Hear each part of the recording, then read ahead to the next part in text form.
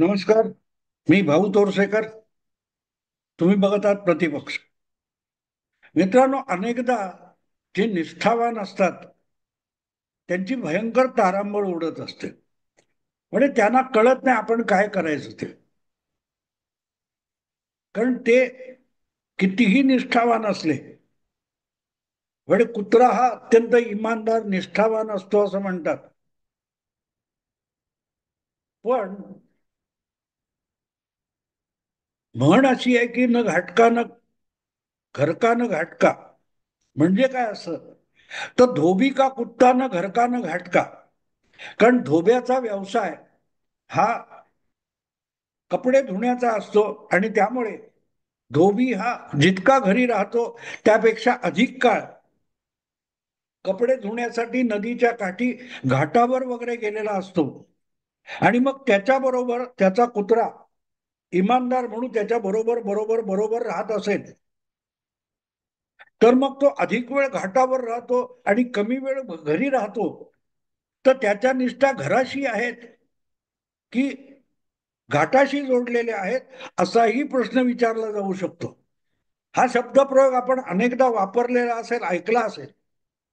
पण इतकं नेमकं त्याचं उत्तर आणि उदाहरण फार दुर्मिळ असं. आपण म्हणतो की मित्रामित्रांमध्ये काहीतरी गट पडतात आणि मग याच्याबरोबर दोन मित्र जातात, त्याच्याबरोबर तीन मित्र जातात, मग एकमेकाचे ते कडक दुश्मन होतात. राजकीय पक्षात आपण हे वारंवार बघतो. म्हणजे मला आठवतं जेव्हा काँग्रेसमध्ये फाटाफूट झाली, त्यानंतर 71 साली, 78 साली काँग्रेस फुटली, तेव्हा प्रत्येक वेळेला काँग्रेसमध्ये आधीपासून असलेले म्हणजे 78चे निष्ठ, 71चे निष्ठ, अशा निष्ठा मोजल्या जायच्या, लेबल लागायची. आम्ही 71 पासूनचे एक निष्ठ आहोत, आमचं काय. म्हणजे मला आठवतं मित्रांनो की 78 साली काँग्रेस पक्षातून बाहेर पडून जनता पक्षाबरोबर हातमिळवणी करून आपलं मुख्यमंत्री होण्याची हौस भागवणारे शरद पवार हे तब्बल 8 वर्षानंतर 1986 मध्ये जेव्हा परत काँग्रेस पक्षात गेले, तेव्हा राजीव गांधींच्या बाजूला बसले होते. आणि इतके दिवस राजीव गांधींचं नेतृत्व स्वीकारून किंवा राजीव गांधींच्या मातोश्री इंदिरा गांधी यांच्याशी एकनिष्ठा दाखवून ज्या महाराष्ट्रातल्या अनेक दिग्गज काँग्रेस नेत्यांनी शरद पवारांची शत्रुत्व पत्करलं होतं, शंकरराव चव्हाण असतील, विलासराव देशमुख असतील, किंवा नगर जिल्ह्यातले आणखीन कुठल्या वेगवेगळ्या जिल्ह्यातले लोक असतील, जे मुळात काँग्रेसचे होते, त्यांचं व्यक्तिगत शरद पवारांची कुठलंही भांडण नव्हतं. पण शरद पवारांनी काँग्रेसवरून बाहेर पडण्याचा निर्णय घेतला आणि अगदी इंदिरा गांधींना परिवारवाद आणतात, घराणेशाही आणतात अशी टीका करून काँग्रेस पक्ष सोडला शरद पवारांनी. तेव्हा गांधी परिवाराशी एकनिष्ठ राहिलेले जे अनेक नेते होते, ते आधीपासूनचे परिवारनिष्ठ होते. पण शरद पवार जेव्हा 86 मध्ये राजीव गांधींच्या आश्रयाला आले आणि थेट बघता बघता मुख्यमंत्री सुद्धा झाले, तेव्हा आधीपासून इंदिराजींसोबत राजीवजींसोबत राहणाऱ्यांची तारंबळ उडाली. मला आठवतं 86 मध्ये शरद पवार मुख्यमंत्री झाले, त्यांच्या विरोधात 91 साली काँग्रेस पक्षात बंड झालं होतं. NM कांबळे, विलासराव देशमुख, सुशील कुमार शिंदे आणि कोण होतं मला आठवतं, 4 नेते होते मोठे. यांनी बंड केलं होतं.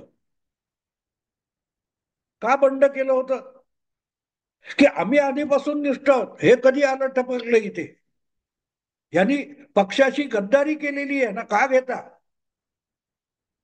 पण गंमत अशी होती की हे 8 वर्ष शरद पवार बाहेर पडून इंदिरा गांधी, राजीव गांधी यांना विरोध करत होते. तेच परत काँग्रेस पक्षात आले आणि काँग्रेसचे आणि आधीच्या निष्ठावंतांचे नेते झाले. तेव्हा ते टिपून अगदी नेम धरून आपल्या विरुद्ध ज्यांनी ज्यांनी कारवाया केल्या आधीच्या 8 वर्षात, यांचे पंख छाटायचं काम करत होते. 1995 साली विलासराव देशमुख त्यांना त्यांच्याच त्या लातूरच्या कुठल्या मतदारसंघामध्ये शरद पवारांनी पाडून दाखवलं. अनेकांचे असे पंख छाटले जे शरद पवार काँग्रेस बाहेर असताना शरद पवारांच्या विरोधात बोलत होते. तेव्हा घरकानं घाटका जे का म्हणतात ते तुमच्या लक्षात येईल की ते इंदिरा गांधींशी किंवा राजीव गांधींशी निष्ठावान राहिले होते. पण त्यांनीच शरद पवारांना दत्तक घेतल्यानंतर काँग्रेस निष्ठा की परिवार निष्ठा हा विषय आला. आणि जर राजीव गांधींनी शरद पवारांना पवित्र करून घेतलं असेल तर त्यांच्या पुढे नतमस्तक होणं ह्या बाकीच्या परिवारनिष्ठ काँग्रेसवाल्यांची अगतिकता झाली. त्याला घरकानं घाटका म्हणतात. कारण तुम्ही परिवाराबरोबर राहिला होता पण परिवाराने ज्याला स्वीकारलंय त्याच्या समोर पण शेपटी हलवायला लागते ना. आणि इथे घोळ होतो, इथे घोळ होतो. म्हणून घरकानं घाटका का, तू घाटावरच आहेस, घरात तुझं काय काम आहे असं घरातले म्हणणार. आणि घाटावर गेलं नाही तर मालकाशी काय म्हणतात ती हे होते. मुद्दा असा आहे की आता सुद्धा परत एकदा शरद पवारांनी 99 साली पक्ष सोडला किंवा बाहेर पडले किंवा त्यांना काढून टाकलं आणि एक नवी चूल मांडली. तेव्हा पवारांबरोबर राहिलेले छगन भुजबळ सारखे नेते जे शिवसेनेतून काँग्रेसमध्ये गेले आणि पवार बाजूला झाल्यानंतर मधुकर पिचड वगैरे अशी लोक पवारांबरोबर परत बाहेर पडले, तरीही पवारांना न जुमानणारे ओरिजिनल गांधी परिवारनिष्ठ नेते हे काँग्रेसमध्येच राहिले. बाळासाहेब थोरात वगैरे बरेच आहेत, अशोक चव्हाण आहेत. या लोकांचे हाल होऊन जातात. न घरका न घाटका अशी म्हणतात ती पाळी येते. आणि आज हा विषय मी एवढ्यासाठी मांडतोय की ज्या वेळेला अचानक एक राज ठाकरे यांची महेश मांजरेकर या चित्रपट दिग्दर्शकाने घेतलेली मुलाखत पॉडकास्ट प्रकाशित झाला आणि त्यावरून दोन ठाकरे बंधू एकत्र येणार का आणि परत महाराष्ट्राचा मराठी अस्मितेचा आवाज बुलंद करणार का वगैरे वगैरे चर्चा सुरू झाली. तेव्हा ही चर्चा चालू असतानाच दुसरीकडे दबलेल्या आवाजात बारामतीचे काका पुतणे एकत्र येणार का ही सुद्धा चर्चा सुरू झाली. आणि जेव्हा असे बेचक्यातले प्रश्न असतात तेव्हा बिचाऱ्या सुप्रियाताईंची दातखीळ बसते आणि ते खोटं खोटं ओशाळू हसू दाखवतात. सुप्रियाताईंना विचारलं काका आणि पुतणे परत एकत्र येतील का, दादा आणि काका एकत्र येतील का, तर ते दोघेही मोठे आहेत, त्यांनी ठरवलेला निर्णय माझ्यासाठी अंतिम असतो असं सांगून सुप्रियाताईंनी हात झटकले. मुद्दा असा असतो की या सगळ्या निष्ठावंतांच्या नाटकामध्ये आणि कामामध्ये जे परिवारातले नाही परिवाराच्या बाहेरचे आहेत, उदाहरणार्थ जितेंद्र आव्हाड, त्यांनी काय करायचं. उद्या काका पुतणे एकत्र आले तर त्या पुतण्याला गद्दार गद्दार गद्दार म्हणून हिणवलेले, सगळ्यात आवेशात बोलून हिणवणारे कोण होते, जितेंद्र आव्हाड.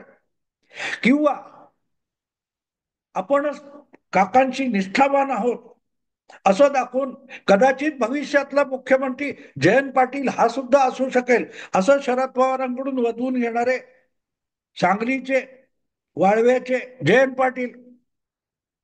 आज जयंत पाटील यांची अवस्था खरोखरच दयनीय झालेली. कारण आपण कुठले आहोत हेच त्यांनाही सांगता येत नाही. मध्येच एक अवयव उठते की आता लवकरच जयंत पाटील हे भाजपत जाणार. त्यांना इन्कार सुद्धा करता येत नाही. कारण किती वेळ इन्कार करायचा. खरं तर 2019च्या निवडणुकीपूर्वी सुद्धा सांगली जिल्ह्यामध्ये अशी दबलेल्या आवाजात चर्चा होती की जयंत पाटीलच भाजपमध्ये जातील. पण काका इतके विलंगर आहेत शरद पवार की जयंत पाटलांना भाजपमध्ये जाण्याचा रस्ता बंद करायचा म्हणून शरद पवारांनी हळूच जयंत पाटलांनाच राष्ट्रवादीचं प्रदेशाध्यक्ष करून टाकले आणि अजून ते प्रदेशाध्यक्ष आहेत. 2019च्या विधानसभा निवडणुका झाल्या, त्याचे निकाल लागले, महाविकास आघाडी बनली, महाविकास आघाडी मोडली. त्यातले 2 लोक उठून महायुतीत जाऊन आता मुख्यमंत्री उपमुख्यमंत्री सुद्धा होऊन गेले. पण जयंत पाटील अजूनही राष्ट्रवादीचे प्रदेशाध्यक्ष आहेत. फक्त आता त्यांची जी राष्ट्रवादी काँग्रेस आहे तिच्या हातात घड्याळ राहिलेलं नाही. कारण घड्याळ घेऊनच काकांचे पुतणे अजितदादा हे अख्खा पक्ष घेऊन निघून गेले. त्यामुळे जयंत पाटील आता नेमक्या कुठल्या पक्षाचे प्रदेशाध्यक्ष आहेत ते पण जयंत पाटलांना माहिती नाही. आणि म्हणून मग सगळ्यात जाता जाता कोणी टपली मारावी असं जे गिरायक असतं तशी अवस्था जयंत पाटलांची झालेली आहे. ज्यांच्या पित्याने महाराष्ट्र प्रदेश काँग्रेसचा अध्यक्ष म्हणून आपलं राजकारण गाजवलं, सांगली जिल्ह्यामध्ये तितक्याच ताकदीचे वसंतदादा हे राजकीय नेते प्रदेशाचे आणि राज्याचे असताना सुद्धा त्यांना सुद्धा आव्हान देण्याची हिंमत दाखवणारे राजाराम बापू पाटील यांचे चिरंजीव जयंत पाटील यांची अवस्था बघा. ती अवस्था बघितली की त्याची तुलना फक्त उद्धव ठाकरे यांच्याशी होऊ शकते. ज्या बाळासाहेब ठाकरेंच्या नुसत्या शब्दाने फुंकर घातल्यासारखी मुंबई बंद पडायची, महाराष्ट्रामध्ये राजकीय हादरे बसायला सुरुवात व्हायचे, अशा बाळासाहेबांचे सुपुत्र आणि त्यांनी सोपवलेला वारसा राजकारणाचा घेऊन वाटचाल करणारे उद्धव ठाकरे यांची अवस्था काय बघा. शब्द बापुडे केवळ वारा अशा रीतीने बिचारे उद्धव ठाकरे बडबडत असतात. त्यांच्या पक्षातले लोक पण त्यांना विचारत नाहीत आणि एक एक करून त्यांना सोडून त्यांचे सहकारी ज्येष्ठ सहकारी निघून जात आहेत. अर्थात उद्धव ठाकरे तरी आपल्या पक्षाचे सर्वे सर्व होते. जयंत पाटलांची अवस्था ती नाही. पवार साहेबांनी सांगितलं की ते प्रदेशाध्यक्ष होतात. पवार साहेबांनी सांगितलं की ते विधानसभेतले गटनेते होतात. तुम्हाला आठवतं 2019च्या निवडणुकीनंतर सरकार बनत नाही असं दिसल्यानंतर एक वेळ अशी आली की शरद पवारांनी परस्पर भाजप बरोबर साठोलोट जमवायचा प्रयत्न केला आणि त्यासाठी अजितदादांना पुढे केलं होतं. आणि एक दिवस असा आला की अजितदादा उठले आणि पहाटेचा सूर्य उगवता उगवता त्यांनी देवेंद्र फडणवीस यांच्याबरोबर जाऊन एक सरकार स्थापन केलं होतं जे 2.5 दिवस टिकलं. 2.5 दिवस टिकलं आणि अजितदादा निघून गेले तेव्हा अजितदादांची राष्ट्रवादी काँग्रेसचा विधानसभेतला गटनेता म्हणून निवड झालेली होती आणि त्यामुळे आपल्या मागे 54 आमदार आहेत असा दावा करत देवेंद्र फडणवीसांबरोबर अजितदादा राजभवनावर शपथविधीला पोहोचले होते. पण जेव्हा ते सगळं गणित बारगळत आहे असं दिसलं तेव्हा अजितदादांना गुपचूप राजीनामा द्यावा लागला. पण दरम्यान अजितदादा निघून गेल्यानंतर राष्ट्रवादी काँग्रेस पक्षामध्ये जे वादळ उठलेलं होतं तेव्हा सगळ्यात उत्साहात पुढे कोण होते, त्या यशवंतराव चव्हाण प्रतिष्ठानच्या सभा इमारतीच्या बाहेर गद्दार गद्दार म्हणून घोषणा देणारे जितेंद्र आव्हाड होते. आणि मग बाकीचे सगळे आमदार इंटॅक्ट असल्याची सगळी तयारी करून घेतल्यानंतर शरद पवारांनी आपल्या पक्षाच्या आमदारांच्या बैठकीमध्ये जयंत पाटील हे आता राष्ट्रवादी पक्षाचे विधानसभेतले नेते असतील अशी घोषणा केली होती. शरद पवारांनी अजितदादांनी बंड केलं होतं. त्यामुळे विधानसभेतला गटनेता घोषित करणं आवश्यक होतं किंवा पुतण्याला बाजूला करून शरद पवारांनी जयंत पाटलांना विधानसभेतला गटनेता केलं होतं. आणि ते सरकार टिकलं नाही. अजितदादांनी राजीनामा दिला, फडणवीसांनी राजीनामा दिला आणि नवी जुळवाजुळव सुरू झाली. दरम्यान अचानक एका रात्री काळोखात अजितदादा सिल्वर ओक वर पोहोचले आणि काकांनी परिवारातला चुकलेला मुलगा म्हणून त्याला परत परिवारात घेतलं. सुबह का भूला शाम को लौटे तो उसे भूला नाही कहते. एवढंच शरद पवार दिल्ली जाऊन शिकलेले आहेत दिल्लीच्या राजकारणात. त्यामुळे त्यांनी अजित पवारांना पोटाशी धरलं आणि जेव्हा महाविकास आघाडीचं सगळं गणित जुळलं तेव्हा विधानसभेतले गटनेते म्हणून परत एकदा अजितदादा उद्धव ठाकरे सरकारमध्ये, महाविकास आघाडी सरकारमध्ये उपमुख्यमंत्री झाले आणि बिचारे प्रदेशाध्यक्ष आणि गटनेते असलेले जयंत पाटील जलसंपदा मंत्री झाले. आपलं स्थान काय आहे हे ज्या जयंत पाटलांना सांगता येत नाही, ते प्रदेशाध्यक्ष आहेत आणि प्रदेशात काय चाललंय हे त्यांना माहिती आहे. मध्यंतरी अचानक एक बातमी आली आठवड्यापूर्वी, या पहलगावच्या घटनेनंतर राष्ट्रवादी काँग्रेस शरद पवार गटाचे प्रदेशाध्यक्ष जयंत पाटील आहेत, पण त्याच पक्षाच्या प्रवक्त्यांमध्ये कशावरून तरी प्रतिक्रिया देण्यातून जुंपली आणि त्यामुळे हे वादावर पांघरूण घालण्यासाठी परस्पर शरद पवारांनी आपल्या पक्षाचे जितके सगळे प्रवक्ते आहेत त्या सगळी प्रवक्ता पदं रद्द करून टाकली आणि जयंत पाटलांना पत्ता नाही. आपल्या पक्षाच्या प्रदेशातल्या सगळ्या प्रवक्त्यांची पदं रद्दबातल करून टाकलेली आहेत. हे वर्तमानपत्रातून वाचल्यानंतर जयंत पाटलांना कळले. इतका जयंत पाटलांचा राष्ट्रवादी शरद पवार गटामध्ये दबदबा आहे. घरका न घाटका. शरद पवार म्हणजे बारामतीचे जयंत पाटील हे बारामतीचे आहेत की वाळवा विधानसभा मुंबई कुठले आहेत हे जयंत पाटलांनाही विचारायला माहिती नाही.